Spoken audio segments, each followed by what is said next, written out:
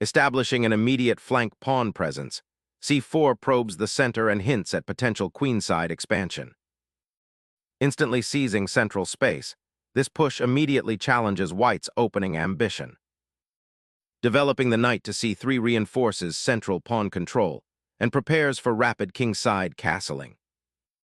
Developing the knight so actively immediately challenges central control and prepares for kingside castling. Preparing to fianchetto, the king's bishop creates a robust defensive structure and aims for long-term queenside pressure. Aggressively seizing central space, but potentially weakening the kingside's pawn shield for future assaults. Developing the bishop to this diagonal aims to pressure black's newly exposed kingside after f5. Developing the knight centrally prepares to contest the d4 square and supports a potential pawn push on e4.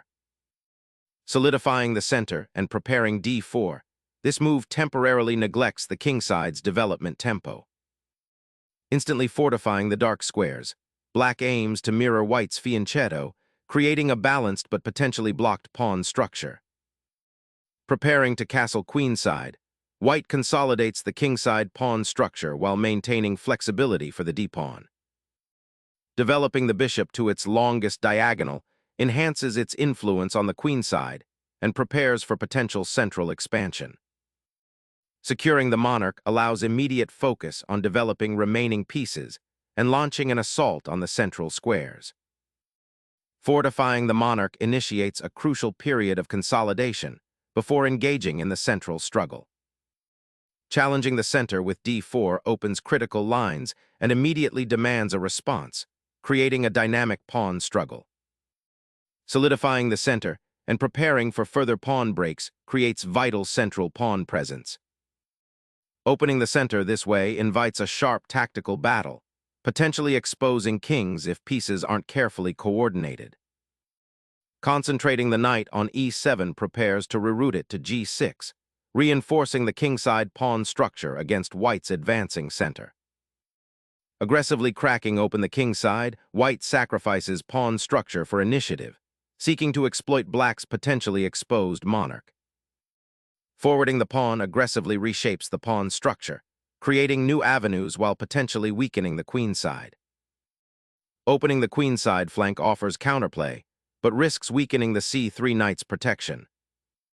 Challenging the central pawn chain, black aims to pry open the position and potentially exploit the d5 square. Clearing the central highway opens the d-file for your rook, initiating a dynamic clash for dominion over the board's core. Capturing back immediately opens the queenside pawn chain, potentially creating weaknesses for white's structure later. Aggressively pinning the knight to the queen, this bishop aims to disrupt black's central pawn structure and exploit any immediate tactical vulnerabilities. Puncturing the center with this pawn thrust aims to undermine white's fianchettoed bishop and open avenues. This queen repositioning eyes the vulnerable b4 square and prepares a queenside expansion, aiming to exploit the open c-file. Targeting the b2 pawn creates immediate tactical pressure and challenges white's fianchettoed bishop's influence. Striking at the misplaced knight offers immediate tactical gains, forcing a quick recapture and simplifying the center. Sacrificing the queen here elegantly resolves the central pawn tension, opening diagonals and aiming to exploit white's awkwardly placed knight. Reclaiming the knight opens the d-file and prepares for kingside pawn advances, creating central tension. Sensing a structural weakness on the queen side, black immediately pressures the b3 pawn, aiming to disrupt white's pawn chain. Reinforcing the queenside pawn chain, this move seeks to solidify white's central control while preparing for potential queenside expansion. Developing the bishop to a more active diagonal, aiming to pressure white's queenside pawn structure and challenge the central control. Seizing the bishop pair by eliminating black's fianchettoed menace simplifies the position while opening lines for white's rooks. Activating the rook to the open file, this position is shifting towards a dynamic exchange where pawn structure sacrifices are the immediate concern.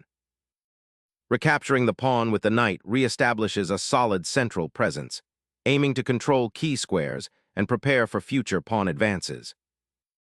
Reactivating the knight to a central square, this maneuver aims to challenge white's knight and potentially create future pawn breaks.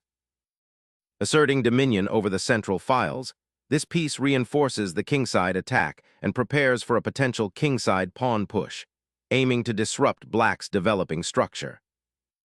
A bold knight jump aiming to disrupt white's queenside control and potentially create attacking chances on the c-file. Reclaiming central space, the knight prepares to pivot towards the kingside, bolstering the defense and potentially launching a future attack. Seizing the outpost for the knight, black immediately challenges white's queenside structure and probes for weaknesses. Liberating the knight from its blockaded position injects dynamism, aiming to exploit the weakened light squares around black's king. Liberating the bishop from its former perch creates open lines for the rook, aiming to exploit the vulnerable queenside. Sacrificing material to disrupt black's queenside pawn structure and gain open lines for attack. A subtle attempt to regroup and challenge the open d-file, though the pawn structure remains a significant concern. Asserting pressure on the queenside, this maneuver aims to disrupt black's coordination and potentially exploit the exposed king. Reinforcing the central pawn majority and preparing to contest the open files is the aim here. Securing the open file with the rook aims to disrupt black's coordination and initiate endgame exchanges.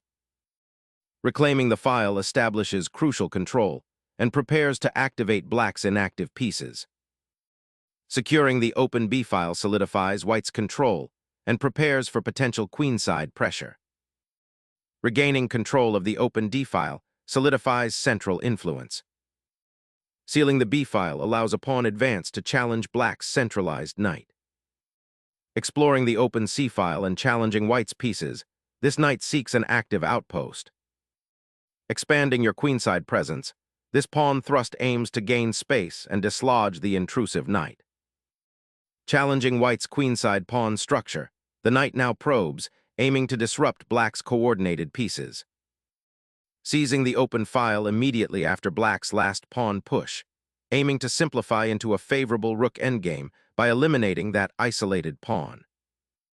Reclaiming material, black opens a diagonal for their bishop and aims to exploit white's exposed king. Suddenly, the central pawn weakness is amplified, opening a clear path for your rooks to dominate the now open file. This knight's repositioning creates a thorny outpost, threatening immediate disruption on white's queenside. Opening the c-file with tempo targets the knight and aims to exploit the newly created queenside weaknesses. Preparing to contest the open c-file, black aims to activate the rook and challenge white's central pawn structure. Asserting dominion over the critical 7th rank now clears a path for your rook's devastating advance. Reclaiming the central squares after losing the pawn skirmish offers a breath of fresh air, though the isolated pawn on c7 will require constant attention. Unleashing the passed pawn's potential, this advance aims to break black's defensive structure and create winning endgame prospects.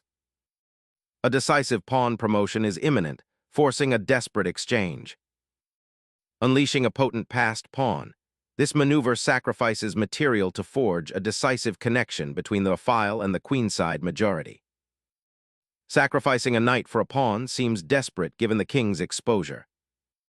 Suddenly, a queen emerges from the passed pawn, a decisive advantage that will dictate the final thrusts of this complex endgame.